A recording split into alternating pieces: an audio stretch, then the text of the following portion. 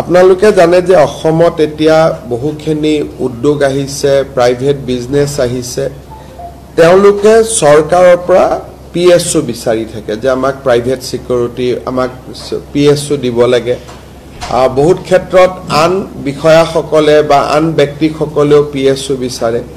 এতিয়া চৰকাৰে এটা আজি সিদ্ধান্ত লৈছে যে কোনোবা ব্যক্তিৰ যদি থ্ৰেট পাৰসেপশন থাকে তেওঁ আমাক PSUৰ বাবে আবেদন কৰিব পাৰিব, কিন্তু PSU জনৰ সম্পূৰ্ণ দৰমহা সেই ব্যক্তিজনে দিব লাগিব। অৰ্থাৎ ধৰক এতিয়া জাগিৰোডতে সেমিকন্ডাক্টৰ ইণ্ডাষ্ট্ৰি আহিছে, তেওঁলোকৰ বিষয়াসকলে ক'ব আমাক PSU দিয়ক, আমি PSU দিম, কিন্তু আমাক 75,000 rupees মাহত চৰকাৰক দিব লাগিব। তাৰমানে it will be paid PSU, কিন্তু পেইড PSU হলেও সকলোৱে নাপায়, যাৰ থ্ৰেট আছে, ভাবুকি আছে জীৱনৰ প্ৰতি, তেওঁলোকেহে পাব।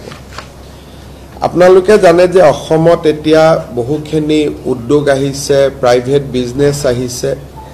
তেওঁলোকে চৰকাৰৰ পৰা PSU বিচাৰি থাকে যে আমাক প্ৰাইভেট সিকিউৰিটি, আমাক PSU দিব লাগে।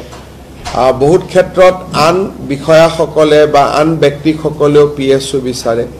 এতিয়া চৰকাৰে এটা আজি সিদ্ধান্ত লৈছে যে কোনোবা ব্যক্তিৰ যদি থ্ৰেট পাৰসেপশন থাকে তেওঁ আমাক PSUৰ বাবে আবেদন কৰিব পাৰিব, কিন্তু PSU জনৰ সম্পূৰ্ণ দৰমহা সেই ব্যক্তিজনে দিব লাগিব। অৰ্থাৎ ধৰক এতিয়া জাগিৰোডতে সেমিকন্ডাক্টৰ ইণ্ডাষ্ট্ৰি আহিছে, তেওঁলোকৰ বিষয়াসকলে ক'ব আমাক PSU দিয়ক, আমি PSU দিম, কিন্তু আমাক 75,000 rupees মাহত চৰকাৰক দিব লাগিব। তাৰমানে it will be paid PSU, কিন্তু পেইড PSU হলেও সকলোৱে নাপায়, যাৰ থ্ৰেট আছে, ভাবুকি আছে জীৱনৰ প্ৰতি, তেওঁলোকেহে পাব।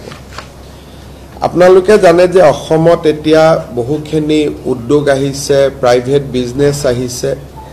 তেওঁলোকে চৰকাৰৰ পৰা PSU বিচাৰি থাকে যে আমাক প্ৰাইভেট সিকিউৰিটি, আমাক PSU দিব লাগে। বহুত ক্ষেত্ৰত আন বিষয়াসকলে বা আন ব্যক্তিসকলেও PSU বিচাৰে।